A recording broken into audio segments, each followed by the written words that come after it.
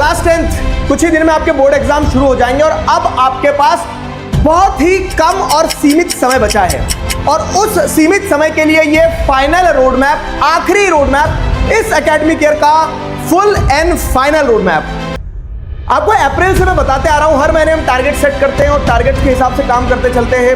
अप्रैल, मई, जून, जुलाई, अगस्त, सितंबर, अक्टूबर, नवंबर, दिसंबर और जनवरी, पूरा साल निकल गया और पूरे साल आपने मेहनत करी नहीं करी, जिस भी पॉइंट पर आप खड़े हो, अब इस वीडियो को देखने के बाद में एक्शन ले लेना। अगर एक्शन नहीं ले सकते हो तो इस वीडियो को यहीं बंद कर दो। एक्शन लेना महत्वपूर्ण। तो क्या है आखिरकार ये फाइनल रोड मैप में? देखो, अप्रैल से जनवरी तक में हमने क्या क्या किया। तो एनसीईआरटी पढ़ना थी, आपने पढ़ी नहीं पढ़ी मुझे नहीं पता, लेकिन एनसीईआरटी पढ़ना थी। वन शॉट से मेरा तात्पर्य है कि एक बार आपको चैप्टर पूरा किसी ने समझाया हो। आपने स्कूल में बहुत अच्छे से समझ लेना था, या फिर आपने वीडियोस के थ्रू देख लेना था, आपने कोई लॉन्ग वीडियो देख लेना था, आपने कोई वन शॉट वीडियो देख लेना था, लेकिन चैप्टर एक बार समझना था। हमने ये किया है साथ मिलकर, और जिन्होंने नहीं किया वो भी ध्यान रखना। आखिरी में मैं उन बच्चों के लिए कुछ महत्वपूर्ण चीज बताने वाला हूं जिन्होंने अभी तक स्टार्ट भी नहीं किया है कि आप क्या कर सकते हो अल्टीमेटली। तो आखिरी तक इस वीडियो को देखना। टेस्ट लिए आपने स्कूल में दिए, हम आपके साथ में टॉपर्स टचअप करते थे, बहुत सारी चीजें। उसके बाद में रिवीजन, मल्टीपल रिवीजन हमने किए, मल्टीपल, एक नहीं अनेक बार आपने रिवीजन के लिए अलग अलग वीडियोस देखे, रैपिड रिवीजन देखा, क्लास में रिवीजन करवाए, सारी चीजें तो रिवीजन हुए। फिर आपने दिए एग्जाम्स, आपने हाफ ईयरली एग्जाम दिए, पीरियोडिक टेस्ट एग्जाम्स दिए, आपने मैराथन सेशंस अटेम्प्ट किया, आपने पीरियोडिक टेस्ट में मैराथन सेशंस अटेम्प्ट किए होंगे, आपने हाफ ईयरली में मैराथन सेशंस अटेम्प्ट किए होंगे। तो कुल मिला के जो भी किया जा सकता था हमने हर चीज करी है अभी तक। और अगर आपने इन सारी चीजों में से कुछ मिस भी किया है तो अब आपके पास उतना समय नहीं कि आप सारे वीडियोस उठा के फिर से देख लो। अब आपके पास समय है एक्शन लेने का, और वो एक्शन क्या लिया जा सकता है उस पर बात करेंगे। तो व्हाट्स नेक्स्ट, अगर हम फेब मंथ की बात करें, मैं अपने सब्जेक्ट की बात करूं और बाकी सारे सब्जेक्ट्स की भी बात करूं, तो फेब में क्या हो सकता है? देखो, सबसे पहली चीज तो आपका फेब से एग्जाम शुरू हो रहा है, आपको क्लियर कट दिख रहा है, तो ये तय है कि आप पढ़ना शुरू कर देंगे, क्योंकि सीमित समय बचा ना। अब 17 फेब में कितने दिन बचे हैं? कम ही दिन बचे। किसी ने मैथ्स नहीं पढ़ा तो शुरू से मैथ्स पढ़ना शुरू कर देगा। तो आपको आपके मैथ्स के एग्जाम्स का ध्यान रखना है। जैसे अब आपको आपके शुभ भैया पढ़ा रहे मैथ्स का एग्जाम है, तो मैथ्स का एग्जाम का तो ध्यान रखना है, लेकिन साथ साथ में जो दूसरे सब्जेक्ट से, खास करके जैसे सोशल साइंस, एकदम लास्ट में होना है, ये 7 मार्च को होना है, तो थ्योरी सब्जेक्ट्स में आप भूल सकते हो। तो मेरा बस आपसे यही निवेदन रहेगा कि इस बीच में जो जो इंपॉर्टेंट चीजें हैं वो करते चलना। कैसे? तो आप दिन को 2 पार्ट्स में बांटोगे। एक दिन का हिस्सा होगा आपका 70% वाला पार्ट, एक दिन का हिस्सा होगा आपका 30% वाला पार्ट। 70% वाला जो पार्ट रहेगा, इस 70% वाले पार्ट में आप वो पढ़ोगे जो आपका रह गया है। जैसे आपका मैथ्स का एग्जाम है, आपको मैथ्स फाइनल टचअप देना, तो मैथ्स पढ़ोगे आप, या फिर आपका मान लो कोई चैप्टर्स रह गए तो वो देना है आपको। और ये 30% पार्ट जो है ना, ये 30% पार्ट जो है आपके दिन का, ये आपको मैनेज करना है। कैसे?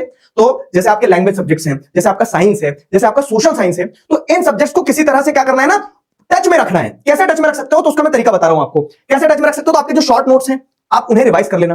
कितना समय लगेगा? आधा घंटा लगेगा। आपने एक चैप्टर रिवाइज कर लिया, तो अगर आप मान लो कि आपका जैसे 10 तारीख तक आप बहुत सीरियसली मैथ्स कब से पढ़ोगे? बहुत सीरियसली मैथ्स मान लो 11 तारीख से पढ़ रहे हो। उसके अलावा जो आपका 70% दिन का हिस्सा, उसमें तो मैथ्स पढ़ ही रहे हो, लेकिन जो 30% वाला हिस्सा है उसमें आधे घंटे में जैसे आपने क्या कर लिया, साइंस के कोई पेपर सॉल्व कर लिए, कोई रिवीजन कर लिया, कोई शॉर्ट नोट्स पकड़ लिए, तो वो करते चलना थ्योरी सब्जेक्ट्स के लिए, खास करके जैसे इंग्लिश हो गया, जैसे सोशल साइंस हो गया।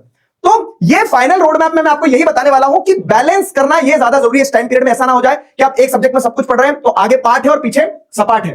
तो सोशल साइंस हो गया, तो जैसे सोशल साइंस हो गया तो आप क्या कर सकते हो? प्रैक्टिस कर सकते हो। किस फॉर्म में? कि आप आपके पास प्रीवियस ईयर क्वेश्चंस उनको सॉल्व कर लिया, आधे से 1 घंटा देना है बस, या फिर आपने शॉर्ट नोट्स बनाए वो कर लिया। तो इस तरह से आपको क्या करना है ना, दूसरे सब्जेक्ट्स को मैनेज करते चलना है, प्रोवाइडेड कि आप आपके दिन का बड़ा हिस्सा लेकिन जो एग्जाम आ रहा है उसको दोगे।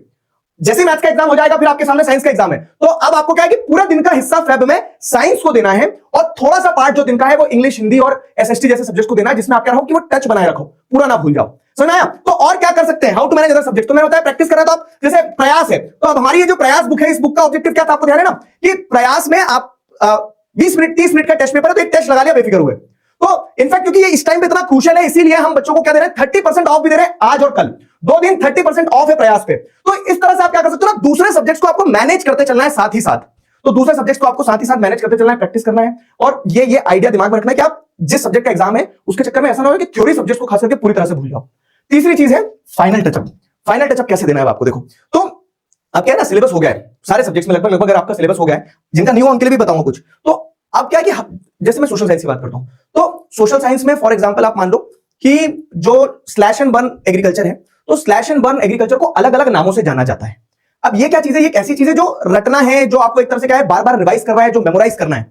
तो ऐसी चीजों को याद करने के लिए आपको क्या ना, ट्रिक्स चाहिए रहेगी। अगर आपको चाहिए कि ऐसे टॉपिक्स पे मैं वीडियो बनाऊं, तो वो भी बता देना मुझे कमेंट्स में, मैं उस पर वीडियो बना दूंगा। तो ऐसे बहुत सारे पार्ट्स हैं, जैसे कौन सी क्रॉप राबी क्रॉप है, कौन सी क्रॉप खारिफ क्रॉप है। ये क्या है ना, ये अगर बार बार रिवाइज नहीं करो तो भूल जाते हैं। तो चलते फिरते फरवरी में हर सब्जेक्ट में, जैसे साइंस में मान लो कोई फॉर्मूलाज होंगे, इंग्लिश में भी जो पोम है और पोएट्स हैं उनके नाम होंगे, तो ऐसी चीजों के जो नोट्स आपके पास बने रखे हैं या फिर कोई वीडियो है, कोई ट्रिक है, तो उसे आप टच करते चलना, ताकि क्या हो, ताकि आप जो मेमोराइज करने वाली चीज है उनसे आपका कनेक्शन ना छूटे। जैसे मैप वर्क है तो आधा घंटा लगेगा मैप वर्क, लेकिन एक बार देख लेना कि हाँ कौन कौन से पॉइंट्स हैं। समझ में आ रही मेरी बात? और आई विल इंश्योर कि मैं फेब में आपको ऐसे कुछ कुछ इंपॉर्टेंट वीडियोस देता रहूं। अगर आपको स्पेसिफिक किसी टॉपिक के ऊपर वीडियो चाहिए सोशल साइंस का, तो आप कमेंट्स में मुझे बताना, मैं उस टॉपिक पर स्पेसिफिक वीडियो दे दूंगा, ताकि आप मेमोराइज करने वाली चीज को फाइनल टचअप देते चलो। अब बारी आती क्या, सर हम तो वो बच्चे जिन्होंने अभी तक कुछ स्टार्ट ही नहीं किया है, हम क्या कर ले? तो अगेन जो है अब ये फरवरी बचा है आपके पास, फरवरी में भी मैथ्स का एग्जाम आ जाएगा, तो आप मान के चलो 10 दिन ही आपके पास बचे हैं। तो मैं आपको सिंपल चीज बता रहा हूं सोशल साइंस के लिए। पिछले 4 दिनों पहले, मतलब जैसे अगर आप देखो तो मैंने कंप्लीट सोशल साइंस का 4 शॉर्ट सीरीज करवाया है। 3 घंटे एवरेज, 3-3.5 घंटे के मैराथन से 2x पे लगा के देख डालो तो आपको पूरा का पूरा क्या हो जाएगा ना, पूरा का पूरा वो सिलेबस एक बार दिमाग में आ जाएगा, उसमें इंपॉर्टेंट क्या है वो दिमाग में आ जाएगा।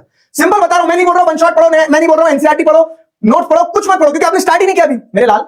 जब जागो तब सवेरा, ठीक है? तो अब अगर तुम्हें ये एहसास हो रहा है कि अब क्या कर लूं बस, क्योंकि 10 तारीख के बाद तो मैं बहुत डेडिकेटेड या तो मैथ्स पढ़ रहा हूंगा या फिर मैं मेरे पूरे दिन का हिस्सा मैथ्स को दे रहा हूंगा, तो अगर अभी भी कुछ करना चाह रहे हो तो 4 दिन है बस, 4 दिन में वो मैराथन सेशन देख लेना, 2x पे देख लेना, तो आपको ये पता चल जाएगा कि है क्या आखिरकार पूरा सिलेबस। और फिर उसके बाद में गैप डेज में हम मिलेंगे, तो गैप डेज में मैं आपको एकदम परफेक्ट तरीके से तैयारी करवाई दूंगा जो सोशल साइंस के गैप रहेंगे। और उसके अलावा बीच बीच में जो मैं आपको बता रहा हूं कि आपको चैप्टर पता होना चाहिए, तो रैपिड रिवीजन वाले वीडियोस इसी चैनल पर बने रखे हैं, उन रैपिड रिवीजन वाले वीडियोस को बार बार देखना, लूप में देखना, तो आपको कहानी ध्यान रहेगी, ठीक है? क्वेश्चंस कौन से होंगे वो मैराथन में मैंने बता दिया आपको। गैप डेज में अपन एक बार पूरा अच्छे से फिर से पढ़ लेंगे। तो देखो क्या होता है ना, मैं अप्रैल से चिल्लाते आ रहा हूं, किसी बच्चे ने सुनी, उन्होंने अप्रैल से पढ़ना शुरू कर दी। आज फरवरी में डर के मारे कोई बच्चे आज स्टार्ट कर रहे होंगे, लेकिन सब हो तो मेरी बच्चे, प्यारे बच्चे, तो कहीं भी हाथ तो नहीं छोड़ सकता। तो अब आपके लिए ये बेस्ट है, अब आपके लिए ये बेस्ट है, तो आप इस चीज पे फोकस कर लेना। और सबसे इंपॉर्टेंट, डरना नहीं है। क्यों? क्योंकि डर की आंखों में आंखें डाल के हम ये बोलेंगे कि भले ही समय कम बचा हो, लेकिन अगर साथ मिलकर सही स्ट्रैटेजी के साथ काम करेंगे तो हो जाएगा। तो विश्वास रखना और अपने टाइम को बैलेंस करना। अगर मैं क्रक्स बताऊं तो प्रैक्टिस करते रहना, फाइनल टचअप के लिए वो चीजें जो बार बार रिवाइज करना है उनको रिवाइज करते रहना। किस टॉपिक में आपको दिक्कत जा रही है सोशल साइंस की, मुझे वीडियोस, अगर आपको वीडियो चाहिए तो मुझे कमेंट्स में बताना। और जिन्होंने अभी तक कुछ नहीं किया वो मैराथन देख के एक बार लेवल पे आ जाओ, बाकी सब मैं संभाल लूंगा। तो मुस्कुराते रहो, आगे के जो एग्जाम्स उनके लिए ऑल द बेस्ट, उनके लिए पढ़ते रहो। ये फाइनल रोड मैप था, अब इसके बाद आप क्लास 11 में जाओगे, आप विदाई 5.0 बन जाओगे। तो मुझे आप बहुत याद आओगे, मैं आपसे बहुत प्यार करता हूं, लेकिन वो सारी चीजों से ऊपर मैं आपके साथ एक मिशन, तो उस मिशन को कंप्लीट करते हैं। फाइनल एग्जाम्स जो है उन पे विक्ट्री ओवर वोट्स का झंडा लहराते हैं। अभी के लिए साइन ऑफ करता हूं, signing off with this, together we can, we will. Thank you very much.